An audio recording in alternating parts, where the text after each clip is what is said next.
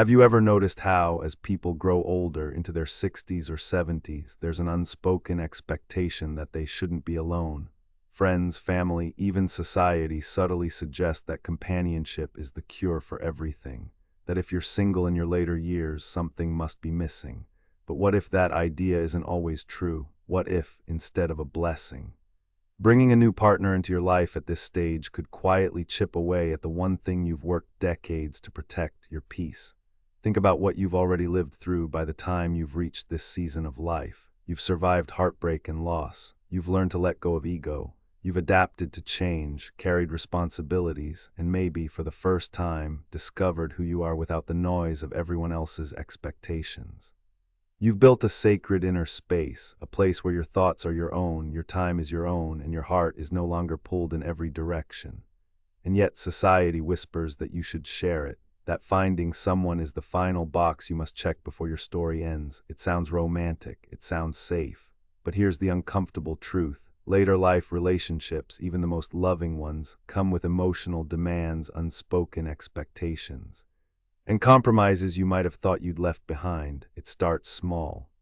Your evening routine, once a quiet ritual of reading, reflection, or simply watching the sunset, now bends around another person's preferences. The calm you cultivated begins to be replaced with negotiations, adjustments, and the subtle but constant awareness of someone else's moods. And slowly, without realizing it, the stillness you fought to create starts to dissolve. Now, don't get me wrong, love itself isn't the enemy. Deep connection can be beautiful at any age, but we have to be honest about the cost. A new relationship might bring companionship, but it can also reintroduce the same patterns you worked so hard to outgrow. The need to explain yourself, to compromise on your peace, to manage another person's emotional storms. Here's the question I want you to consider, not just if you're in your later years, but at any age. Are you seeking connection, or are you running from solitude? Because there's a world of difference. Solitude isn't loneliness. In fact, for many people in their 60s and 70s, it's the most liberating chapter of their life. Without the chaos of raising a family or the demands of a career, you finally have the space to hear your own thoughts. You can sit in silence without feeling the urge to fill it. You can reflect on the journey you've taken, the lessons you've learned, and the legacy you want to leave behind.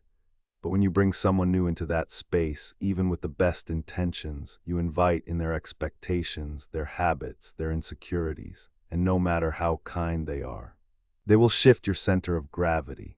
Your peace, which once felt unshakable, will now have to adapt to another person's orbit. So I'll ask you again, is your desire for a relationship in later life truly about sharing joy, or is it about avoiding the discomfort of being alone with yourself? Because here's what I've learned: solitude in your later years is not a failure. It's not a sign that you're missing something. In fact, it might be the very thing you were meant to embrace all along. When you can walk this stage of life without needing someone else to complete you, you arrive at a kind of freedom most people never experience. This is not an argument against love, it's a reminder to protect the peace you've earned. At 25, you may have been willing to sacrifice your stillness for romance. At 45, you may have thought compromise was just part of the deal. But at 65, your time is too precious, your energy is too sacred, and your inner calm is worth more than any relationship that asks you to trade it away. So before you let someone into the quiet sanctuary you've built, ask yourself, will they protect it or will they disturb it? Because in the winter season of life, the goal is not to gather more noise, it's to deepen the silence. Not to add more people into your story just for the sake of company, but to preserve the final chapters for truth, clarity, and the kind of peace that only comes from being completely at home with yourself. And maybe, just maybe, walking alone at this stage isn't loneliness at all, it's the purest kind of freedom. There's something extraordinary that happens between the ages of 60 and 75, something most people never talk about. It's a kind of clarity you can't rush, can't fake, and can't find in your 20s, 30s, or even 40. It only comes after decades of living, of carrying responsibility, of loving and losing, of building and breaking down. It's the clarity born from solitude. Now, when I say solitude, I don't mean loneliness.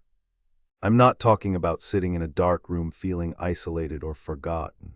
I'm talking about a sacred kind of space, a life where the constant noise of ambition has faded, where the daily grind of raising a family has passed, and where the distractions of youth no longer pull you in 10 different directions. In this stage of life, you begin to notice things you never had time to before. The way the sunlight hits the wall in the afternoon, the rhythm of your breath when you sit still. The way your mind wanders, not to the next obligation, but to the bigger questions. Who am I now? What do I truly value? What will I leave behind when I'm gone? It's in this stillness that a deeper consciousness begins to emerge. And make no mistake, this is a rare gift. Few people ever experience it fully because the world keeps telling them they should fill every empty space with someone or something. That's why so many in this chapter of life consider entering or re-entering romantic relationships. On the surface, it makes sense. We're told companionship equals happiness, that sharing your life with someone makes it richer. And sometimes that's true. But here's the part people don't warn you about. Even the healthiest, most loving partnership can subtly disrupt the stillness you've worked so hard to find. Why? Because intimacy, even when beautiful, comes with invisible demands. Another person brings their own needs, moods and rhythms into your carefully balanced life. They have expectations, spoken and unspoken. You start adjusting just a little at first. Your quiet mornings now involve conversations. Your evenings of reflection shift toward shared activities. Your mental space starts to bend around another person's orbit. And here's the hidden cost. Every time you adapt to preserve harmony, you give away a piece of the stillness that solitude gave you. This isn't about rejecting love or connection. It's about being honest about what you're trading. At 30, compromise feels like part of the deal. At 50, you may still have the energy to navigate another person's complexities. But at 65, your time is sacred, your inner balance is hard-earned, and your energy is no longer something you can spend without thought. The truth is, ages 60-75 aren't just another chapter in life, they're a completely different book. These years aren't about chasing the thrill of new beginnings or reliving the intensity of youth. They're about integration, bringing together all the lessons, all the experiences, all the versions of yourself into a single, cohesive whole. And that process requires space, uninterrupted time, the kind of silence where you can hear your own wisdom speak. When you invite someone new into your life at this stage, even if they love and respect you deeply, their presence will inevitably shift your center of gravity. That's not a flaw, it's just human nature. Relationships are about sharing, but sharing your space means you will also share your attention, your emotional energy, and your daily rhythm. So the question becomes, are you willing to give that up? Because here's the reality most people don't see until it's too late. Intimacy, no matter how nurturing, can quietly steal the hours you need to integrate your life.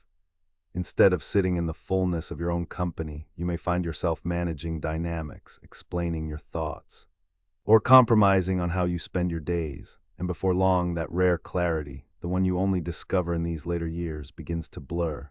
That's why solitude in this season of life isn't a gap to be filled. It's a sanctuary to be protected. It's the soil in which your final growth takes root. It's the place where you can look back without distraction and forward without noise. So if you find yourself in your 60s or 70s feeling the pull to share this space, pause, ask yourself, am I seeking true connection or am I running from the discomfort of being alone? Because one will enrich your life and the other will slowly erode the peace you've worked a lifetime to build. And maybe, just maybe, the greatest love story you can have in this chapter is the one you live with yourself. When you're young, you can weather storms. You can fight, cry, lose sleep, bounce back, and still have the energy to go to work the next day. Emotional turbulence, while exhausting, feels survivable because time and energy are on your side. But as the years pass, something shifts. By the time you reach your 60s and 70s, your energy becomes a precious currency. Every ounce matters. And here's the truth few people acknowledge. Emotional instability now costs far more than it did decades ago. Think about it. Every argument, every misunderstanding, every unspoken tension doesn't just occupy your mind. It drains your body, clouds your spirit, and disrupts your peace. You can't just shake it off like you once did because the reservoir you're drawing from is smaller. And that's not weakness, that's simply how life works. Romantic drama at this stage of life is like a slow poison. It doesn't hit you all at once, it seeps in quietly. It shows up as restless nights, replaying conversations you wish had gone differently. It appears as a fog in your mind during the day, stealing focus from the things that actually matter, your health, your joy. Your sense of purpose, and perhaps most dangerously, it chips away at your self-possession. That steady, grounded feeling you've worked a lifetime to earn becomes shaky. You start reacting instead of reflecting, explaining instead of simply being. You've already paid your dues in love, family, and relationships. You've already learned how much energy it takes to manage another person's moods, needs, and insecurities. At this point in life, you've earned the right to ask, why should I give that energy away again? Now, I'm not saying connection is bad. Love at any age can be beautiful, but it must be filtered through a different lens in later life. In youth, we often measure relationships by passion, excitement, and intensity. In our later years, the measure should be peace, stability, and alignment with our values. Here's where loneliness comes into the picture. Loneliness gets a bad reputation. But not all loneliness is destructive. In fact, there's a kind I call clean pain. Clean pain is the quiet ache of being alone, but within it lies space to think, to feel, to learn about yourself. It can teach you patience, self-reliance, and emotional clarity. Emotional chaos, on the other hand, is dirty pain. It's repetitive, consuming, and circular. It traps you in cycles: conflict, reconciliation, misunderstanding, repeat. You're not learning. You're just surviving, and in later life, survival isn't enough. You've earned the right to thrive. Think about your time like a glass of water. In your 20s, it's overflowing, there's plenty to spill. In your 60s and beyond, every drop is valuable. Do you really want to pour it out into arguments, compromises that cost you your peace, or the endless work of managing drama? Or do you want to use it to nourish what matters, your health, your passions, your legacy? And here's the tricky part: romantic drama often disguises itself as passion. It tells you this is excitement, this means you're alive, but that's an illusion. True aliveness at this stage isn't found in emotional highs and lows. It's found in stillness, in deep presence, in the ability to wake up without dread and go to sleep without unresolved tension. So ask yourself honestly, is the connection you're pursuing giving you peace or stealing it? Is it adding to your life, or is it just filling space so you don't have to sit with your own company? Because here's the thing: you've survived heartbreak, you've survived loss. You've survived enough emotional noise to last a lifetime. You don't need to go back to the chaos to prove you can handle it. You've already proven that. Now is the time to choose differently, to guard your peace like the rare treasure it is, to recognize that every moment spent in unnecessary emotional turbulence is a moment taken from the life you could be fully living. In these later years, love should feel like a calm harbor, not a storm to be navigated. If it's pulling you away from your center, making you question your worth, or draining the energy you need for the things you truly care about, it's too expensive.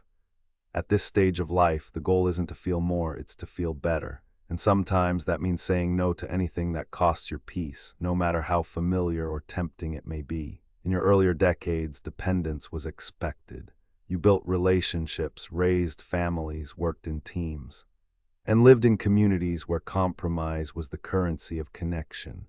You learned to bend, to adapt, to merge your life with someone else's rhythms. That's natural. That's how most of us survive the first half of life. But as you enter your later years, your 60s, 70s, and beyond, something changes. Life begins to whisper a different message. You've earned the right to stand fully on your own feet. This is the season where autonomy isn't just nice to have, it's the very foundation of your peace. The problem is, dependency in late life often wears a charming disguise. It doesn't always look like weakness. Sometimes it shows up as care, closeness, or support. Someone offers to be there for you, to share life with you. On the surface, it sounds comforting, but hidden within those well-meaning words is a subtle invitation to reshape your days, your choices, even your thoughts, to fit someone else's needs. It starts small. You skip your morning walk because they prefer a slow breakfast together. You give up a quiet evening of reading to watch a show you don't care about, just to keep the peace. You start explaining where you go, why you do certain things, adjusting your natural rhythm to avoid their irritation or meet their expectations. Individually, these moments seem harmless, but over time they add up. They quietly pull you out of the center of your own life and place someone else there instead. And here's the hard truth: once you've surrendered that center, it's incredibly difficult to get it back. In late life, your time, your energy, your mental clarity, these are the most valuable resources you have. You've worked decades to build a sense of self that is steady, self-contained, and unshaken by external noise. Dependency risks unraveling that hard-earned sovereignty, and here's why it's so dangerous now. In youth, you can afford to rebuild after losing yourself in someone else's life. You can recover from compromises that drain you because there's still time to restore your center. But in the final chapters, there's no luxury of decades ahead to regain what's lost. The cost is too high and the return is uncertain. Dependency shifts your center of gravity. You no longer wake and move through your day guided purely by your own compass. You start checking the weather in someone else's emotional climate. You weigh your words, you soften your truth. You hesitate before doing what feels right for you because it might disrupt their comfort. And slowly, without even noticing, you stop living for yourself. This isn't about rejecting love or connection. Deep bonds can still exist in later years, but they must be built on mutual independence, not emotional lining. The healthiest relationships at this stage are those where both people can stand fully on their own and choose to walk together, not out of need, but out of genuine alignment. Because here's the reality: when you no longer have to prove yourself, when you've reached the point where your worth is self-evident, the last thing you should do is shapeshift for someone else. Dependency in old age doesn't just steal your time, it can erode your dignity. It can make you second-guess the very wisdom you've spent a lifetime gathering. And perhaps the greatest tragedy is that it often happens quietly. No big fights. No dramatic betrayals. Just a slow drip of small compromises that leave you wondering when you stopped living life on your own terms. So the question becomes, how much of yourself are you willing to give up for companionship? And is the trade worth it when your independence is the very thing that keeps your spirit alive? Late life is not a time to shrink to fit into someone else's world. It's the time to expand into the fullest, most unfiltered version of yourself. It's the time to protect your mornings, your rituals, your voice, your stillness. Because when you lose those, you lose the essence of the freedom you've spent decades seeking. Love at this stage should never require you to abandon yourself, and the right person, the one truly aligned with your soul, will never ask you to. When you're young, passion feels like fuel. It pulls you into experiences that shape you: first loves, big risks, sleepless nights spent chasing something or someone with all your energy. Passion teaches you about desire, vulnerability, and heartbreak. It tests your limits and forces you to grow. And in youth, that fire is exactly what you need. But as you grow older, into your 60s, 70s, and beyond, something shifts. You're no longer looking to be burned by that fire. You're looking to sit beside it, feel its warmth, and not get caught in the flames. That's because passion in later years often brings with it the very things you've spent decades trying to escape: drama, urgency, unpredictability. Passion says, this can't wait, fix it now, feel it now, prove it now. It thrives on emotional highs and lows, on the chase, on the whirlwind.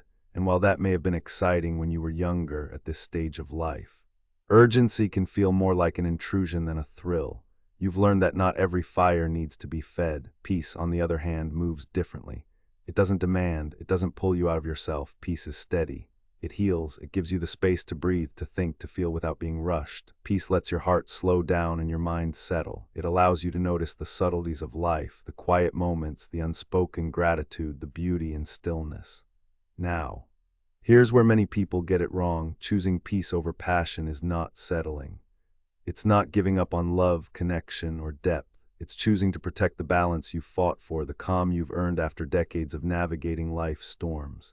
It's understanding that peace is not the absence of love, it's the environment where love can grow without being suffocated by chaos. Think about it. Passion can be intoxicating, but it's also exhausting. The highs feel amazing, but the lows, they drain you. And at this stage in life, every ounce of your energy is precious. You don't want to spend your mornings recovering from last night's arguments or your afternoons overthinking someone else's moods. You want to be able to wake up without tension, move through your day without anxiety, and rest at night knowing your inner world is still intact. Passion in later years often tries to sell itself as feeling alive again. But being alive isn't about constant stimulation, it's about feeling at home within yourself. True vitality comes from clarity, from emotional steadiness, from living in alignment with your values. When you choose peace, you're not rejecting love, you're redefining it. You're saying, I want love that feels like safety, not survival. I want connection that adds to my life, not one that takes pieces of me away. And that's a powerful decision. The elder years are not meant to be a reenactment of youth. They're meant to be the integration of everything you've learned, bringing together the lessons, the scars, the victories into a state of wholeness. This is the season for depth, not drama, for fulfillment, not frenzy. Passion will still knock at your door. It will whisper, remember how this felt. It might tempt you with nostalgia, with the rush of feeling wanted, with the illusion of turning back time. But here's the truth, you don't need to turn back. You've already walked that path. You've already paid the price of its lessons. Now is the time to protect the peace you've built, to choose relationships that honor your space, your time, your energy, to step away from anything that pulls you back into cycles you've already outgrown. Because in the end, passion might write thrilling chapters, but peace will write your happiest ones. And when you look back, you'll realize that the moments you cherish most weren't the ones filled with noise and urgency, but the ones where you felt completely, beautifully at ease in your own skin. So the question for this season of your life isn't, how can I feel more passion? It's, how can I protect more peace? When you're young, romantic and sexual love, what the Greeks called eros, is one of life's most powerful teachers. It pulls you into the deep end of emotion, forces you to confront your fears, your insecurities, and your longing to be seen. It teaches you about vulnerability. Heartbreak, joy, and risk, every crush, every heartbreak, every sleepless night in love, those experiences stretch you, shape you, and help you discover who you are. But as you get older, into your 60s, 70s, and beyond, eros changes. It's no longer the wise mentor it once was. It becomes something else entirely, a trickster. And here's what makes the trickster dangerous. It doesn't harm you with obvious malice. It seduces you gently, with whispers of nostalgia and illusions of youth. It tells you, if you feel this passion again, it means you're still young, still desirable, still alive. It wraps itself in the comfort of memories, of how it once felt to be wanted, pursued, needed. And for a moment you believe it, you think, maybe I can have that feeling again, maybe I can turn back the clock. But here's the truth, eros at this stage isn't guiding you forward, it's luring you backward. Instead of helping you grow, it invites you to re-enter old emotional patterns you've already outgrown. It can make you act like the younger version of yourself, not the wiser, more centered version you've worked so hard to become. This isn't to say that beauty, affection, or intimacy have no place in later life. They absolutely do, but they must be approached with a deeper discernment. Because when you've earned your peace, anything, no matter how intoxicating, that threatens to pull you out of it must be held at arm's length. Think of it this way, when you were younger, emotional highs and lows were part of your education. The chaos had a purpose. It shaped your character, taught you resilience, and deepened your empathy. But by the time you've reached your later years, you've already passed those courses. You've earned the diploma, you don't need to repeat the class. The trickster nature of eros is that it disguises regression as renewal. It makes you believe that reliving an old kind of passion is progress, when in reality it's a detour. And detours at this stage of life are costly. They cost you time, focus, and most dangerously, your inner balance. The real challenge of maturity isn't in feeling less, it's in feeling more wisely. It's in knowing that you can appreciate beauty without chasing it, that you can enjoy affection without surrendering your center, that you can love without losing yourself. So when eros comes knocking in your later years, you must ask, is this leading me deeper into myself, or is it pulling me back into storms I've already survived? If it's the latter, the most loving thing you can do for yourself and for the other person is to step back, not out of bitterness but out of clarity. Because here's the beautiful irony, when you stop needing passion to feel alive, that's when you're most alive. When you stop seeking to reclaim the fire of youth, you begin to experience the steady, enduring warmth of peace. And that warmth, it lasts far longer than any spark ever could. In the end, eros in old age is not the enemy, it's a test. A test of whether you can honor the beauty of love without letting it dismantle the life you've built. Whether you can hold onto your sovereignty while still opening your heart, and whether you can recognize that the greatest love story of your later years isn't about chasing someone else, it's about staying true to yourself. So if you feel that old spark return, smile at it, appreciate it. Let it remind you of the roads you've traveled, but don't mistake it for a map of where you should go next. You've already walked through those fires. Now, you have the privilege of choosing not to step back into them. And in that choice lies the purest form of freedom, loving fully, but never at the cost of your peace.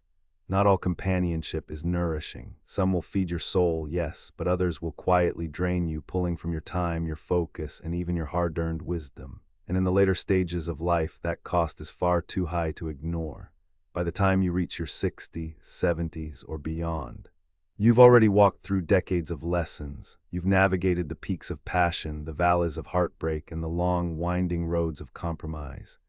You've experienced the thrill of being pursued and the ache of being left behind. You fought for love, lost it, rebuilt, and maybe lost again. All of it was part of your growth, but now the landscape is different. The currency of your life has changed. Time is no longer something to spend carelessly, it's a sacred resource.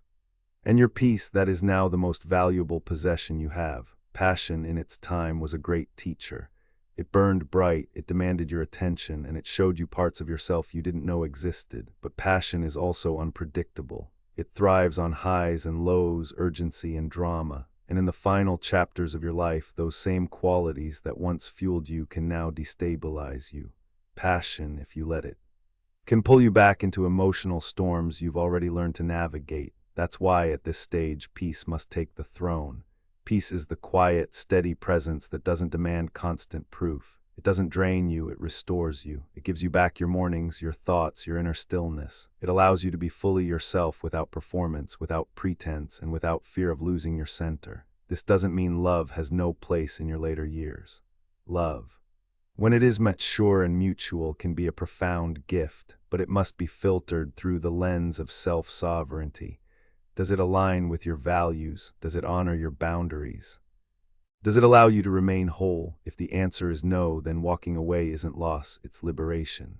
Think of this chapter as an ascent, not a decline. You're not winding down, you're rising up into a higher version of yourself, one that is more present, more dignified, more anchored in truth. The world may tell you that constant connection is the measure of a full life, but the truth is far quieter. The deepest fulfillment comes from living in alignment with yourself. And so, the question becomes, who or what will you allow into this sacred space? Will you fill it with noise and chaos, or will you protect it like the priceless gift it is? Let peace be your chosen partner now, because peace will never demand more than you can give. Peace will never ask you to abandon yourself to keep it. Peace will never leave you emptier than it found you. It's the companion that sits with you in the quiet and makes you feel whole, the one that allows you to breathe deeply, to notice the beauty in small things, to live without the constant pull of someone else's storm. And maybe that's the real definition of maturity, not how much you can endure for the sake of love, but how courageously you can protect the life you've built. Not how fiercely you can hold on, but how gracefully you can let go when something no longer serves your soul. You've earned the right to live these years on your terms, to wake without dread, to move through your days without tension, to close your eyes at night knowing you didn't trade your peace for someone else's comfort. Because in the end, the greatest love story you will ever live is the one you have with yourself, your dignity, your clarity, your stillness. And when you choose peace, you choose a love that will never abandon you. So as you stand in this chapter, remember, not all companionship is worth the cost. Passion may have written your earlier story, but let peace write the final one, because peace, unlike anything else, will always leave you more whole than it found you.